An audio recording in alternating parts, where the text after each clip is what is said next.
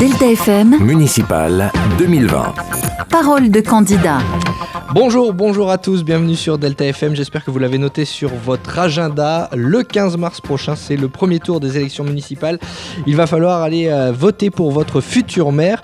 Il y a des campagnes passionnantes à suivre dans le Boulonnais, c'est le cas notamment à Le Portel. Nous sommes aujourd'hui avec Gérard Livenet, bonjour. Bonjour.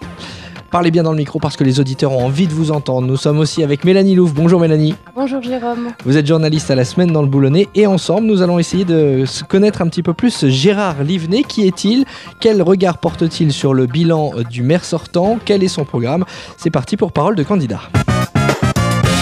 Delta FM, Municipal 2020. Parole de candidat. Gérard Livenet, vous avez des affinités avec le MoDem. Votre liste sera étiquetée ? Alors, étiqueter une liste avec des personnes qui refusent l'étiquette politique, ce serait aberrant. Par contre, moi, personnellement, je suis membre du MoDem. J'étais même membre de l'UDF qui a créé le MoDem. Je ne vais pas renier mon histoire et mon affinité avec ce parti, contrairement à d'autres candidats. Je serais totalement hypocrite. Donc vous présentez une liste sans étiquette ? Alors, la liste aura l'étiquette que décidera les membres de la liste. Pourquoi vous présentez une liste d'ailleurs ? Parce que vous n'avez jamais été élu, Gérard Livenet ? Non, jamais. Mais j'ai déjà été présent sur la liste de Laurent Feutry. Il y a 6 ans. Il y a 6 ans. Élection qu'on aurait dû perdre et qu'on a perdu. Qu'on aurait dû gagner, pardon, et qu'on a perdu. Lapsus révélateur ? Oui, à l'époque, ouais. En fait, logiquement, c'était imperdable. Qu'est-ce qui a fait que vous avez perdu justement il y a 6 ans ? Eh bien, l'absence de volonté, la lassitude de l'électorat. On a eu une forte chute de la présence de l'électorat, ce qui a permis en fait de faire la différence et de faire basculer l'élection sur 19 voix. Très bien. Vous vous présentez aujourd'hui comme le troisième choix, l'alternative. Vous pouvez nous en dire un petit peu plus ? C'est exact. L'alternative, pour la simple et bonne raison qu'on a 2 candidats historiques. Olivier Barbarin et Laurent Feutry, on le rappelle ? Exactement. Qui, comme je l'ai dit, ils sont historiques. Hein. Ça fait longtemps qu'ils se présentent et systématiquement l'un contre l'autre. On ne peut pas dire que ça laisse énormément de choix aux Portelois.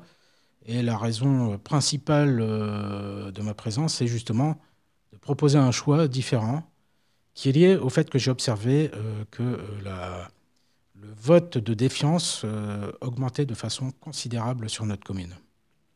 Et donc vous pensez que ce vote de défiance peut vous profiter ? Parce que les électeurs sont défiants envers Olivier Barbarin et Laurent Feutry ? Tout à fait. Il profitera automatiquement à une candidature suffisamment sérieuse pour être crédible. Et pourquoi, quel regard vous portez sur le bilan d'Olivier Barbarin ? Alors, son premier argument lors de la dernière campagne municipale, il faut le rappeler, c'était même quasiment essentiel. Et il expliquait que les Portelois fuyaient la commune, la diminution de la population, et que c'était lié à des impôts excessifs. Ces impôts excessifs étant liés à l'incapacité de l'ancien maire de gérer correctement les ressources municipales. Le résultat, il est simple. On avait à l'époque 20 millions d'endettement. Il y en a à l'heure actuelle 19 millions. Les chiffres que j'avais étaient d'une vente de biens municipaux et de biens sans maître d'à peu près 2,5 millions. Laurent Feutry estime à 3,5. Donc si on prend les chiffres de Laurent Feutry, 20 moins 3,5, ça fait 16,5. On devrait être à l'heure actuelle avec une dette de 16,5 millions si le nouveau maire avait conservé le niveau de dépenses de l'ancien maire. Le fait d'être à 19 millions prouve qu'il est beaucoup plus dépensier. Et donc en échec total sur ses objectifs. Parce qu'il y a eu de l'investissement forcément sur cette commune. Il y a eu de l'investissement, oui.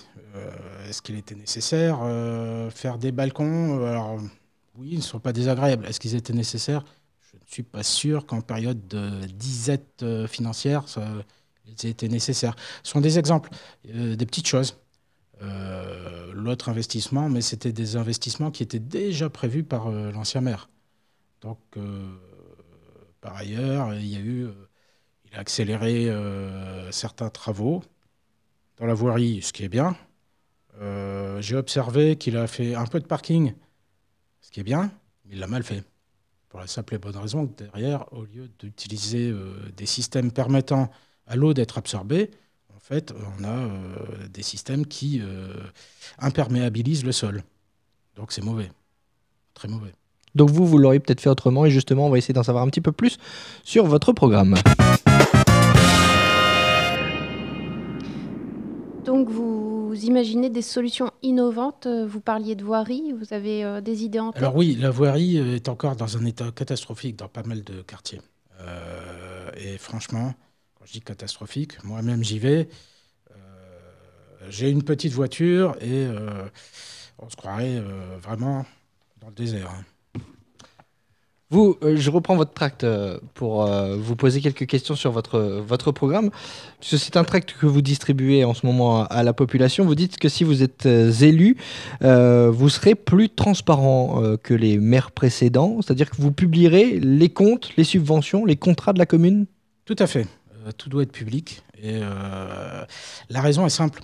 À l'heure actuelle, la défiance de l'électeur est liée à l'absence de transparence. Cette absence de transparence n'est pas obligatoirement liée à une volonté de cacher les choses, mais plutôt à des habitudes et surtout le fait de ne pas avoir envie de faire du travail supplémentaire, parce que ça correspond à un travail, il faut comprendre.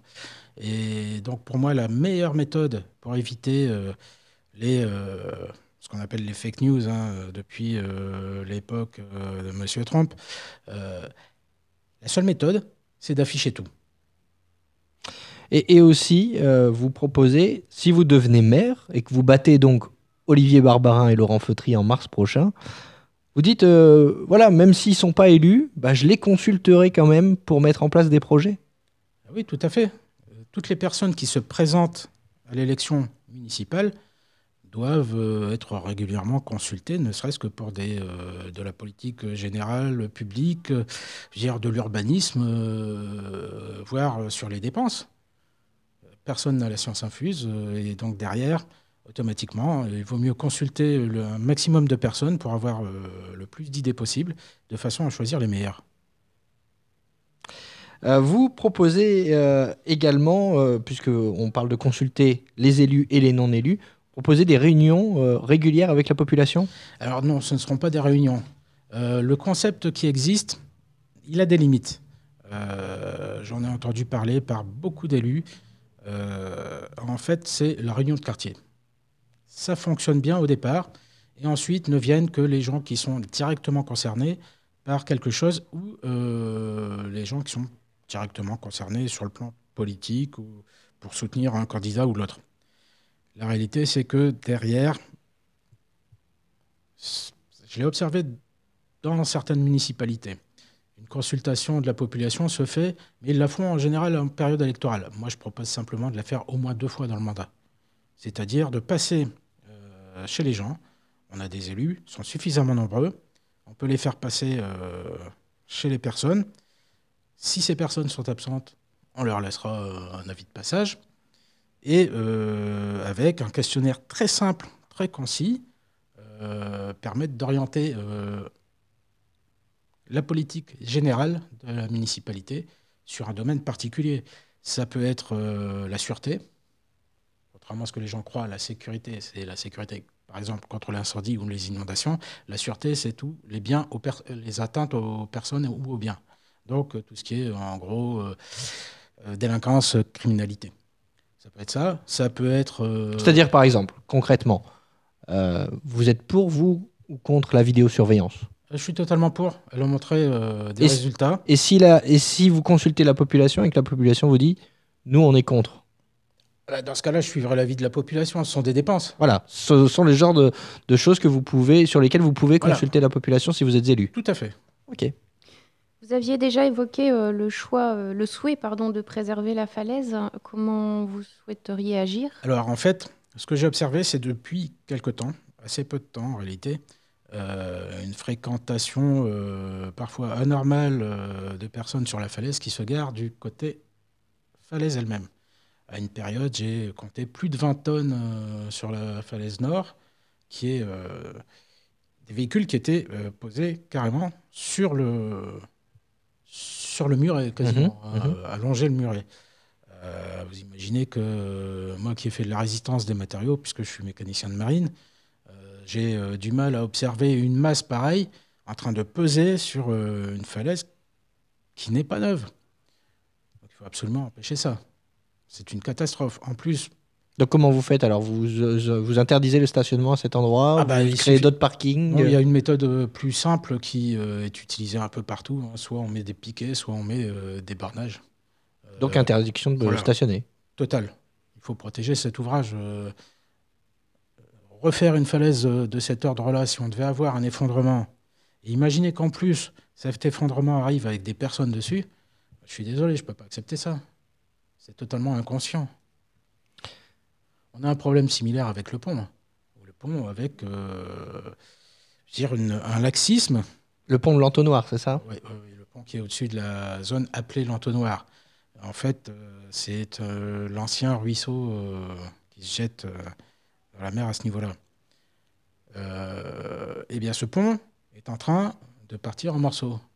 Mais pendant des années, par laxisme, pour éviter des problèmes avec des estivants ou des personnes qui habitent sur place, on a laissé les gens se garer dessus en permanence. Quand vous dites pendant des années, ça date de quand? Il y a 6 ans? Il y a 12 pas nouveau. ans C'est pas nouveau, ça date d'avant encore. Ce problème, alors que, je sais pas, le code de la route, il est simple. Hein. Il t'interdit de se garer sur un pont. Voilà, point la ligne. Et une raison très simple, c'est qu'un pont, c'est un ouvrage d'art qui possède une capacité structurelle limitée. Vous faites de la prévention ou de la répression pour les automobilistes? On commence par la prévention les premiers mois et ensuite, répression directe. Il ne faut pas tolérer ça. Vous savez que pendant tout l'été, il y avait des filets installés sous le pont pour empêcher les morceaux de tomber sur les gens quand même. On n'est pas au niveau de ce qui s'est passé en Italie, mais quand même, c'est pas très sérieux. Gérard Livnet, nous allons passer à la 3e partie de cette émission. Vous qui êtes candidat donc à la mairie du Portel, vous avez 52 ans, vous êtes célibataire, vous n'avez pas d'enfant. Vous le disiez, vous êtes officier mécanicien dans la marine, vous n'avez jamais été élu et vous vous présentez avec une liste sans étiquette. Mélanie a quelques questions à vous poser. On vous demande des réponses rapides. Gérard Livnet, foot ou basket? Basket. Voiture ou vélo? Voiture. Rock ou classique? Classique. La Sole ou le Hareng? La Sole. Livre ou cinéma? Livre. Bière ou vin? Vin. Quelle est votre principale qualité? Alors là, j'en sais rien. Quel est votre principal défaut? Je bois, je fume. Ça, c'est des gros défauts, je pense. Votre passion? J'en ai eu beaucoup, mais la politique en fait partie. 3 mots pour vous définir. Ça, c'est assez dur. Je pense être honnête, sincère. Bon, d'un autre côté, ça me joue des tours. 3 mots pour définir le Portel? Écoutez, c'est ma commune. C'est ma commune. C'est là où je vis. C'est voilà, c'est mon nid. Est-ce que vous avez un modèle? Un modèle. Oui. En fait, Athènes a eu un grand réformateur. Il s'appelait Solon. Le cirque, avec ou sans animaux? J'ai pas d'opinion préconçue là-dessus. Si vous gagnez à l'euro-million, que feriez-vous avec la somme? Ah, bonne question. Créer une entreprise. Si vous deviez partir sur une île déserte, qu'emmèneriez-vous? Alors là, bonne question. Écoutez, un bon bouquin, donc on taperait dans le Silmarillion. Si vous deviez faire un choix entre le premier et le deuxième tour, plutôt Olivier Barbarin ou Laurent Feutry? Laurent Feutry. Et enfin, vous êtes favori ou outsider? Je suis outsider. Et ça vous convient? Tout à fait.